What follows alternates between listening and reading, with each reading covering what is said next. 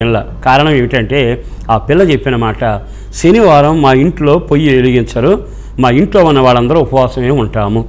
నాకు చాలా ఆనందం సంతోషం అనిపించింది. కారణం ఆ ఇంట్లో ఉన్న తల్లి ఆ పిల్లలకి బంగారం పంచుతుంది, భోజనం పంచుద్ది, వస్త్రాలు పంచు ఏమేమో చేస్తుంది. కానీ ఆ తరానికి ఒక ఉపవాస ప్రార్థనని దేవుని సన్నిధిలో ఎదిగే క్రమం ఆ బిడ్డకు ఈ తల్లి నేర్పిన క్రమం. ఈ తరం తర్వాత ఆ తరానికి ఆ క్రమం నేర్పబడాలి. ఈ రోజున ఉపవాస ప్రార్థన, మందిరం, సేవకుని గణపరచడం, దైవ కార్యాలు చేయటం, దేవుని కొరకు ప్రయాసపడటం, ఈ నమూనా నీ పిల్లలకి ఇవ్వాలి. అంటే అర్థం ఏమిటి? నీవే ప్రార్థన చేయకపోతే నీ పిల్లలు ప్రార్థన చేయగలుగుతారా? నీవే మందిరానికి వెళ్ళకపోతే వాళ్ళు దేవుని మందిరానికి వెళ్ళగలుగుతారా? ఎందుకో నా దేవుడు చాలా తేటగా మాట్లాడుతుండగా, వచ్చే తరానికి అన్యాయం చేస్తావా? పుట్టిన తరానికి న్యాయం చేయలేవా? ఎంతసేపు నీ సుఖం, నీ సంతోషం, నీ ఆనందం, నీ డబ్బు, నీ బతుకు, అల్లాడిపోతున్న బ్రతుకులు అర్ధంతరమైపోక దిక్కుమాలి స్థితికి నీవు దిగజారిపోకమునిపే తోటి సేవకుడిగా కాబట్టిన వాడిగా నీ మేలు కోరి ఈ మాటలు నా యేసు పేర నీకు తెలియచేస్తుండగా ఒక్కసారి ఆగి ఆలోచించగలవా? ఒక్క క్షణం నీవు ఆగి ఆలోచిస్తే నిజంగా తరానికి నేను ఏమి నేర్పగలిగాను? బైబిల్లో దేవుని యొక్క సేవకుడు దావీదు ఉన్నాడు. దావీదు అన్నీ సమకూర్చి మందిరం కట్టబోయాడు. మందిరం కడుతూ ఉండగా వెంటనే ఓ చక్కని మాట అక్కడ ఉంది. ఏమన్నా తెలుసా? రాజా, నువ్వు మందిరం కట్టవాకు, నీ చేతులు రక్తాన్ని ఒలికించాయని.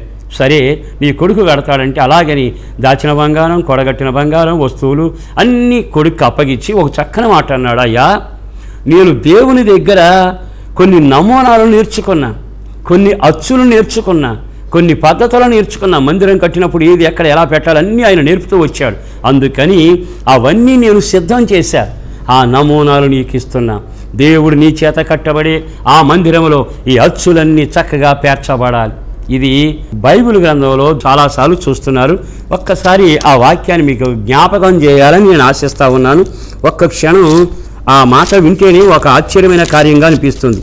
దేవుని లేఖన భాగంలో ఆ వాక్యాన్ని మీరు వింటుండగా దినవృత్తాంతాల మొదటి గ్రంథం ఆఖరి 28వ అధ్యాయంలో ఆ వాక్యాన్ని 18లో చదువుతున్నారు. ధూపపీఠమునకు కావలసిన పుటము వేయబడిన బంగారము, ఎత్తు ప్రాకారం గల రెక్కలు విప్పుకొని యెహోవా మందసము కప్పు కెరూబుల వాహనం యొక్క మచ్చునకు కావలసినంత బంగారం అతనికి అప్పగించాను.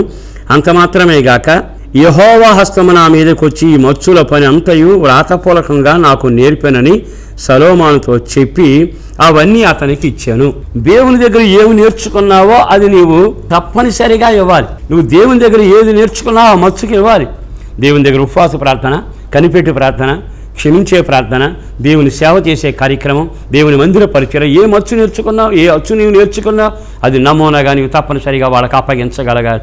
ఎందుకో నా దేవుడు ఈ శుభవేళ బహుతేటగా మాట్లాడుతూ ఉండగా ఈ మాటలు వింటున్న ప్రియ దేవుని బిడ్డలారా, ఉపవాస కూడిక అనే క్రమం నీ పిల్లలకు నేర్పావా?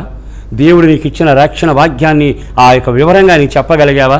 శ్రమలో నేను ఏడుస్తూ ప్రార్థన చేస్తూ ఉండగా దేవుడు నన్ను పలకరించాడనే మాట ఎప్పుడైనా చెప్పగలిగావా? ఇరుకులో ఉండగా నా దేవుడు విశాలత కలుగు చేశాడు. దేవుని దర్శనం ఎలా ఉంటుంది, దేవుని వాక్యం ఎలా ఉంటుంది, దేవుని నడిపింపు ఎలా ఉంటుంది, ఆయన ప్రార్థన చేసేవారి కార్యాలు ఎలా ఉంటాయి అని ఎప్పుడైనా నీవు అనుభవించింది ఆ తరానికి చెప్పావా? రాబోయే తరానికి నీవు చెప్పవలసిన విషయాలు చెప్పకపోతే చాలా ద్రోహం చేసినట్టు, నష్టం చేసినట్టు విషయాన్ని గమనించి ఈ శుభవేళ ఈ మాటలు వింటుండగా దేవుని పని నీవు జరిగించు. దేవుడు నీకు తోడై ఉంటాడు. దేవుడు తోడై ఉంటే మెరక సరళం చేయబడుతుంది. నదుల్లో వెళితే అవి నిన్ను ముంచవు, అగ్నిలో వెళితే కాల్చవు. దేవుడు తోడై ఉంటే ఎడారిలో నీకు సమృద్ధి ఉంటుంది, నీ జీవిత అనుభవం క్షేమంగా ఉంటుంది, కృప నిన్ను ఆవరిస్తుంది, చీకటిలో వెలుగు పుడుతుంది, భుజాల మీద మోస్తాడు, రెక్కల నీడ దాస్తాడు, అంతం వరకు నడిపిస్తాడు. మరి ఈ రోజున దేవుడు నాకు తోడై ఉండాలి, దేవుడు నాకు అప్పగించిన పని నేను చేస్తాను అని నీవు తీర్మానం చేయగలిగితే దేవుడు నీకు తోడై ఉండేట్టుగా చిన్న ప్రార్థన నేను చేస్తాను. కళ్ళు మూస్తారా? ప్రేమాస్వరూపైన ప్రభువా, వందనాలయ, అపారమైన నీ ప్రేమ కొరకు ధన్యవాదాలు. నిజమే, నీ తోడు లేకుండా గతంలో నడిచి ఇనుకును పడ్డాం, వేదన పడ్డాం, కలవరపడ్డాం, కంగారు పడ్డాం.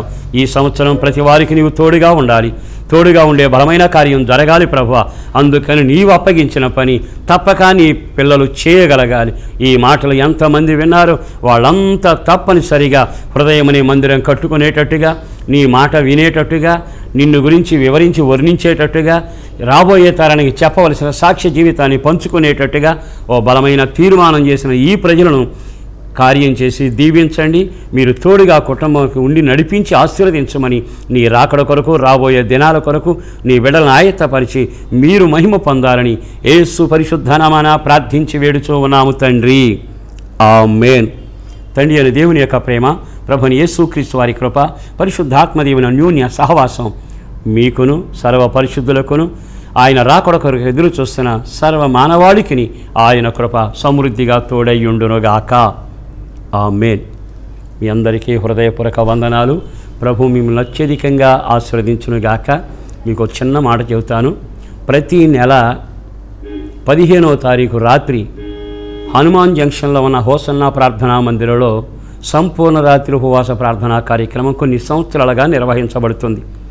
ఆ రాత్రి ప్రార్థనలో పాల్గొందిన వాళ్ళంతా మేలు పొందుతూ మేలు అనుభవిస్తూ కృపలో సాగుతున్నారు. మీరు ఎక్కడ వాళ్ళైనా ఒక రాత్రి ప్రభువుతో కలిసి మనమంతా ఆయనతో కలిసి ఆయన మనతో కలిసి ప్రార్థన చేసే కార్యక్రమంలో పాల్గొందండి. మెండైన దీవెనల చేత మీరు నింపబడతారు. సమస్యలు ఎంత జటిలమైన, ఎంతటి దారుణమైన, వివాహ సమస్యలైనా, ఉద్యోగ సమస్యలైనా, కోర్టు సమస్యలైనా, చీకటి శక్తుల ప్రభావమైన విడుదల పొంది నెమ్మదిని అనుభవిస్తారు.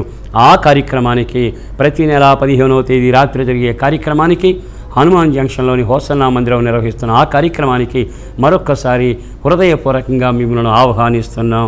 మీ అందరికీ వందనాలు. ప్రభు మిమ్మల్ని దీవించునుగాక. మీ ప్రార్థన అవసరతలకై సంప్రదించవలసిన మా చిరునామా ఎం దేవదాస్ గారు, hosanna Mandir, Nuzvid road, Hanuman junction, Krishna జిల్లా, ఆంధ్రప్రదేశ్.